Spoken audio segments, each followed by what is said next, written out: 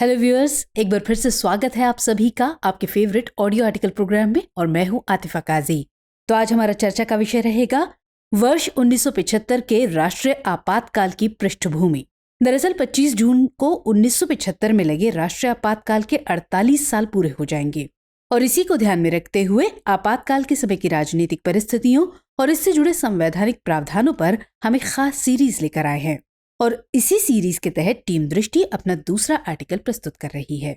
ये आर्टिकल सामान्य अध्ययन प्रश्न पत्र 2 के राजव्यवस्था खंड से जुड़ा हुआ है। तो चलिए आर्टिकल की शुरुआत करते हैं।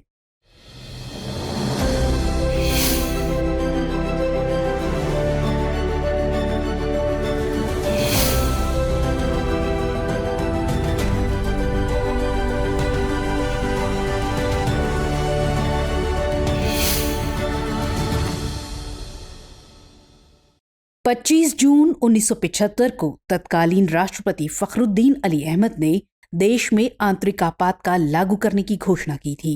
ये घोषणा केंद्र में इंदिरा गांधी के नेतृत्व वाली सरकार की सिफारिश पर की गई थी।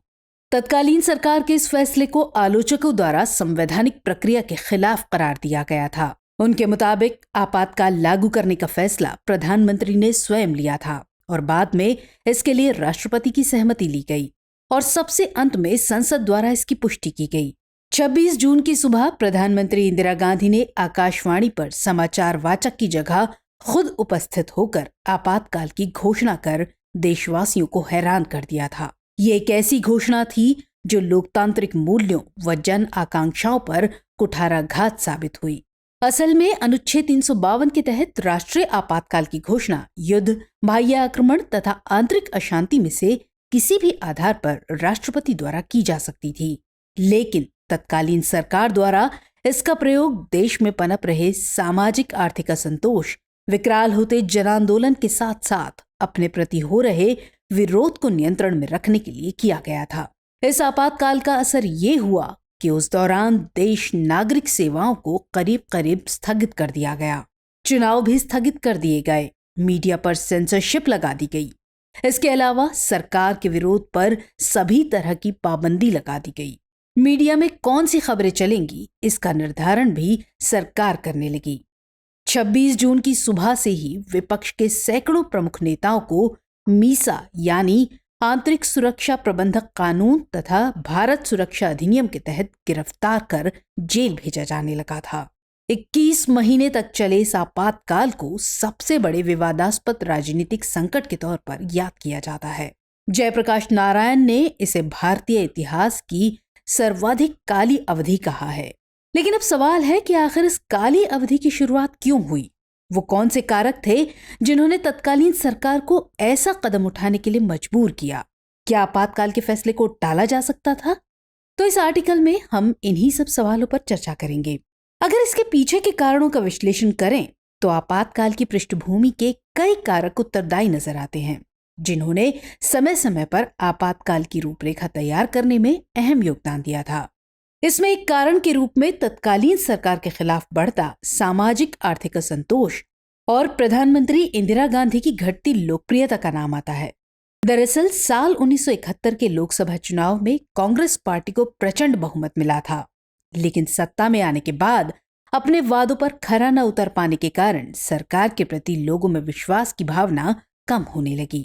इतिहासकारों की माने तो 1971 के आम चुनाव में गरीबी हटाओ का ऐतिहासिक नारा देकर देश में सत्तासीन हुई इंदिरा गांधी ने गरीबी उन्मूलन की दिशा में कोई उल्लेखनीय प्रयास नहीं किया था। इनमें इतिहासकार बिपिन चंद्र मानते हैं कि आर्थिक विषमता को दूर करने के प्रयास न करने से इंदिरा गांधी के प्रति लोगों में रोष व्याप्त हो रहा था। आगे साल 1973 में खुद इंदिरा गांधी ये कहती नजर आई कि यदि कोई ये कहने की कोशिश करता है कि मेरे जीवन काल या मेरे प्रधानमंत्री पद पर रहते हुए गरीबी दूर हो सकती है, तो ऐसा नहीं हो सकता है। इसकी जड़ें बहुत गहरी हैं। वास्तव में इंदिरा गांधी को भी आभास हो चुका था कि धरातल पर गरीबी उन्मूलन एक चुनौतीपूर्ण कार्य है। वहीं दूसरी तरफ अर्थव्यवस्था की हालत भी खस्ताहाल होती जा रही थी। असल में इंदिरा गांधी की ताजपोशी उनके लिए कई मुश्किलें लेकर आई थी। साल 1971 के बांग्लादेश संकट का भारतीय अर्थव्यवस्था पर अतिरिक्त भार पड़ा था। युद्ध खर्च के अलावा तत्कालीन पूर्वी पाकिस्तान से आए शरणार्थियों को आश्रय देने और उनकी सुविधाओं के प्रबंध का देश की अर्थव्यवस्था पर प्रतिकूल प्रभाव पड़ा था। शरणार्थियों की सहायता में देश के आर्थिक संसाधनों का एक बड़ा हिस्सा खर्च किया गया। हालांकि इससे भारत में गरीबी उन्मूलन करने में मदद मिल सकती थी। इसके अलावा 1972 और 1973 में लगातार 2 साल मानसून के न होने से देश में सूखे की स्थिति उत्पन्न हो गई और इससे कृषि उत्पादन में गिरावट आई और खाद्य संकट गहराता चला गया। साल 1973 में आर्थिक संकट के बादल और गहराने लगे। खाद्य उत्पादन घटने और जमाखोरी तथा कालाबाजारी बढ़ने से चावल, गेहूं और दाल जैसी सामान्य वस्तुएं भी महंगी हो गई और इसका नतीजा ये हुआ कि जनता में असंतोष की भावना घर करने लगी। 1972 से 1974 के दौरान देश के विभिन्न भागों में कई धरने और हड़ताल की घटनाएं भी सामने आई। अब इसके बाद अगर आपातकाल के लिए जिम्मेदार दूसरे कारक की बात करें तो इसमें न्यायपालिका और कार्यपालिका के बीच की टकराहट नजर आती है। दरअसल इंदिरा गांधी के शासनकाल में न्यायपालिका और कार्यपालिका के बीच कई बार टकराव देखने को मिला था। जानकारों के मुताबिक लोकतंत्र के 2 मजबूत स्तंभों के बीच टकराव का आपातकाल की पृष्ठभूमि बनने में अहम योगदान रहा था। इसमें सुप्रीम कोर्ट द्वारा साल 1967 में गोलकनाथ मामले और 1973 में केशवानंद भारती मामले में सुनाए गए फैसले तो जग जाहिर है। दरअसल 27 फरवरी 1967 को गोलकनाथ मुकदमे की सुनवाई करते हुए सुप्रीम कोर्ट ने फैसला सुनाया था कि संसद किसी भी मौलिक अधिकार को न तो पूरी तरह समाप्त कर सकती है और न ही उसे कम कर सकती है। इस फैसले को बदलने की कोशिश में इंदिरा गांधी सरकार ने साल 1971 में संविधान का 24वां संशोधन कर दिया। इसके जरिए मौलिक अधिकारों में संशोधन करने के संसद के अधिकार को फिर से बहाल कर दिया गया। इस संविधान संशोधन के तहत संसद को शक्ति दी गई कि वह अनुच्छेद 13 और अनुच्छेद 368 में संशोधन कर मौलिक अधिकारों सहित संविधान के किसी भी भाग में संशोधन कर सकती है। ऐसे ही साल 1973 में न्यायपालिका की स्वतंत्रता पर एक और प्रहार किया गया। दरअसल 1973 के केशवानंद भारती मामले में फैसला सुनाते हुए सुप्रीम कोर्ट ने कहा था कि संविधान के बुनियादी ढांचे में संसद संशोधन नहीं कर सकती है।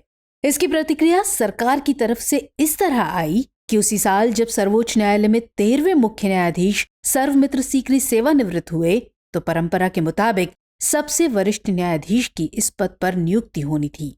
लेकिन केंद्र सरकार ने 3 वरिष्ठ न्यायाधीशों जयशंकर मणिलाल शेलत, A.N. ग्रोवर और K.S. हेगड़े की अनदेखी करके अजित नाथ रे को 14वां मुख्य न्यायाधीश नियुक्त कर दिया। इस घटनाक्रम से कार्यपालिका और न्यायपालिका के बीच टकराव और बढ़ गया। आगे इस तकरार को इलाहाबाद उच्च न्यायालय द्वारा 12 जून 1975 और फिर सुप्रीम कोर्ट द्वारा 24 जून 1975 को दिए गए फैसले ने काफी बढ़ा दिया था। गौरतलब है कि इलाहाबाद हाईकोर्ट ने इंदिरा गांधी को साल 1971 के लोकसभा चुनाव में चुनावी कदाचार का दोषी ठहराया था। लेकिन इस मामले में सर्वोच्च न्यायालय द्वारा मनमाफिक फैसला न आने से इंदिरा गांधी को एक बड़ा झटका लगा था और ऐसा माना जाता है कि इस फैसले ने इंदिरा गांधी को आपातकाल घोषित करने के लिए काफी प्रेरित किया था। चलिए इतना जानने के बाद अब समझते हैं कि आपातकाल लागू होने के पीछे जेपी आंदोलन और उससे उपजा संकट किस हद तक जिम्मेदार था। दरअसल उस दौरान आर्थिक और सामाजिक स्तर पर केंद्रीय शासन के प्रति देश भर में पनप रहे विरोध की भावना के 2 बड़े केंद्र बिहार और गुजरात बन गए थे। जनवरी 1974 में गुजरात में छात्र बढ़ती महंगाई के खिलाफ लामबंद हुए। मार्च तक विरोध की ये लपटें बिहार तक पहुंच गईं। गुजरात में इस विरोध प्रदर्शन को सफलता भी मिल रही थी और इस वजह से माना जाता है कि आंदोलन से घबराकर वहां चिमन भाई पटेल के नेतृत्व वाली सरकार को इस्तीफा देना पड़ा था। वहीं दूसरी तरफ बिहार में छात्र बिहार छात्र संघर्ष समिति का गठन कर अब्दुल गफूर सरकार के खिलाफ लामबंद हुए थे। इस समिति की मांग बेहतर भोजन और उच्च शिक्षा तक सबकी पहुंच सुनिश्चित कराना था। इस आंदोलन को प्रमुख समाजवादी नेता जयप्रकाश नारायण ने नेतृत्व प्रदान किया था। वो चाहते थे कि पहले बिहार और फिर पूरे देश में केंद्रीय शासन के प्रति असंतोष को आंदोलन का रूप दिया जाए। असल में जयप्रकाश नारायण को लगने लगा था कि संपूर्ण क्रांति शुरू करने का ये उपयुक्त समय है, इसलिए वो भी सक्रियता से इस आंदोलन को सफल बनाने में जुटे हुए थे। इसलिए इसे जेपी आंदोलन के नाम से भी जाना जाता है। इसमें बढ़ती महंगाई, पुलिस ज्यादतियों और महंगी होती शिक्षा का विरोध किया गया। इस आंदोलन का मुख्य उद्देश्य छात्र हितों की रक्षा करना, शासन में व्याप्त भ्रष्टाचार का उन्मूलन, लोकतांत्रिक मूल्यों की रक्षा करना तथा देश की कमजोर होती आर्थिक दशा की ओर केंद्रीय शासन का ध्यान आकर्षित कराना था। इस दौरान विधानसभा को भंग करने की लगातार मांग की गई और राज्य में समानांतर सरकार स्थापित करने की भी चेतावनी दी गई। साथ ही सचिवालय का घेराव करने का अभियान चलाया गया और राज्य के विभिन्न हिस्सों में धरना, हड़ताल और जनसभाओं का आयोजन भी किया गया। हालांकि तत्कालीन प्रधानमंत्री इंदिरा गांधी जेपी आंदोलन के सामने झुकने से इनकार करती रहीं। वो इस बात पर मजबूती से खड़ी रहीं कि उन्होंने सत्ता लोकतांत्रिक और संवैधानिक तरीके से प्राप्त की है, इसलिए उन्हें सत्ता में बने रहने का पूरा अधिकार प्राप्त है। इंदिरा गांधी पर आंदोलन का असर न होता देख जयप्रकाश नारायण ने साल 1974 में दिल्ली में खुद की अध्यक्षता में एक गैर दलीय सिटीजन्स फॉर डेमोक्रेसी का गठन किया था। उनका कहना था कि भ्रष्टाचार मिटाना, बेरोजगारी दूर करना, शिक्षा में क्रांति लाने जैसी चीजें आज की व्यवस्था से पूरी नहीं हो सकती, क्योंकि ये सब इस व्यवस्था की ही उपज हैं और संपूर्ण व्यवस्था को बदलकर ही कोई परिवर्तन लाया जा सकता है और इसके लिए संपूर्ण क्रांति आवश्यक है। आगे साल 1975 के जून महीने में जब इलाहाबाद उच्च न्यायालय का इंदिरा गांधी के खिलाफ फैसला और गुजरात के चुनाव नतीजे कांग्रेस के खिलाफ आए तो इसे जयप्रकाश नारायण ने एक सुअवसर के रूप में लेते हुए प्रधानमंत्री इंदिरा गांधी के खिलाफ मोर्चा खोल दिया। इस मामले में राजनीतिक जानकार कहते हैं कि दिल्ली में आम सभा करने और जनता से जेपी द्वारा की जाने वाली अपील तथा राष्ट्रव्यापी आंदोलन शुरू करने की चेतावनी से घबराकर इंदिरा गांधी ने आपातकाल लगाने का फैसला लिया था। उनके मुताबिक इंदिरा गांधी को लगता था कि जेपी आंदोलन उनके प्रति व्यक्तिगत विरोध से प्रेरित है। इस तरह गुजरात के छात्र आंदोलन और जेपी आंदोलन ने इंदिरा गांधी को कार्रवाई करने के लिए विवश किया और इसका परिणाम आपातकाल के रूप में सामने आया। अब इस सब के बाद सवाल आता है कि आपात के लिए क्या कोई तात्कालिक कारण भी थे? तो जैसा कि आपातकाल का पहला बीज 1971 के लोकसभा चुनाव के वक्त अप्रत्यक्ष तौर पर बोया जा चुका था। इन चुनावों में कांग्रेस को जबरदस्त जीत मिली थी। चुनाव के दौरान जब विपक्षी दलों ने इंदिरा हटाओ का नारा दिया था, तब इंदिरा गांधी ने गरीबी हटाओ का नारा देकर विपक्षी दलों को चारों खाने चित कर दिया था। इस ऐतिहासिक नारे की बदौलत समाज के निम्न वर्ग से इंदिरा गांधी को काफी सहानुभूति मिली, जो कांग्रेस को 518 सीटों वाले लोकसभा चुनाव में 352 सीटें जीतने के रूप में दिखी। इस चुनाव में इंदिरा गांधी उत्तर प्रदेश के रायबरेली लोकसभा क्षेत्र से विजयी हुई थी। तब उनके सामने राजनारायण थे, जिन्होंने बाद में इंदिरा गांधी पर चुनाव में सरकारी मशीनरी का दुरुपयोग करने, तय सीमा से ज्यादा पैसा खर्च किए जाने और मतदाताओं को प्रभावित करने के लिए गलत तरीकों के इस्तेमाल का आरोप लगाया। इसके खिलाफ उन्होंने इलाहाबाद उच्च न्यायालय में अपील दायर की थी और इसमें आए फैसले ने भारतीय राजनीति में भूचाल ला दिया था। दरअसल उच्च न्यायालय ने इंदिरा गांधी को लोकसभा चुनाव में सरकारी मशीनरी के इस्तेमाल का दोषी पाया। न्यायालय ने इंदिरा गांधी को अपना पद छोड़ने और अगले 6 साल तक चुनाव लड़ने पर प्रतिबंध लगा दिया था। देश में यह पहली दफा था जब उच्च न्यायालय ने किसी प्रधानमंत्री के खिलाफ इतना बड़ा और ऐतिहासिक फैसला सुनाया था। जानकार मानते हैं कि इस फैसले से इंदिरा गांधी घबरा गई थी और तुरंत इस्तीफा देना चाहती थी, लेकिन वो अपने बेटे संजय गांधी के कहने पर ऐसा करने से रुक गईं। इसके बाद उन्होंने इलाहाबाद उच्च न्यायालय के फैसले को सर्वोच्च न्यायालय में चुनौती दी। न्यायाधीश VR कृष्ण अय्यर ने इस मामले में अंतरिम फैसला सुनाते हुए इंदिरा गांधी को आंशिक तौर पर राहत दे दी थी। इसके तहत जब तक सर्वोच्च न्यायालय की संपूर्ण पीठ का फैसला नहीं आ जाता है, तब तक वो पद पर बनी रहेंगी। वो संसद में बोल सकती हैं, लेकिन अपने मत का प्रयोग नहीं कर सकेंगी। इलाहाबाद उच्च न्यायालय के फैसले और बाद में जस्टिस अय्यर के फैसले के बाद इंदिरा गांधी के विरुद्ध देश भर में प्रदर्शन हुए। इससे जयप्रकाश नारायण को भी नई ऊर्जा मिल गई। 25 जून 1975 को दिल्ली के रामलीला मैदान में उन्होंने एक जनसभा का आयोजन किया और इसमें जेपी ने भ्रष्ट तरीके से चुनाव जीतने की आरोपी इंदिरा गांधी पर इस्तीफे के दबाव के लिए सशस्त्र सेनाओं, पुलिस बल और सरकारी अधिकारियों से सरकार के किसी भी आदेश को न मानने की अपील की। अब ऐसे में इंदिरा गांधी को ये लगने लगा था कि इन परिस्थितियों में आगे शासन चलाना मुश्किल होगा और अंततः उसी रात उन्होंने देश में आपातकाल लगाने का फैसला कर लिया। चलिए सबके बाद समझते हैं कि ऐसे में आगे की राह क्या हो सकती है। बहरहाल आपातकाल की याद आज भी टीस देती है। ये सही है कि आपातकाल लगाने के अलावा इंदिरा गांधी के पास अनेक विकल्प थे, जैसे कि वो इस्तीफा दे सकती थी, आम चुनाव कराने का निर्णय ले सकती थी, आंदोलनकारियों से बात कर सकती थी, पर बावजूद इसके उन्होंने आपातकाल का निर्णय लिया। इंदिरा गांधी के इस कदम की आज भी आलोचना होती है। असल में सत्ता का केंद्र किसी एक व्यक्ति को नहीं बनना चाहिए, इसकी सीख आपातकाल ने ही दी है।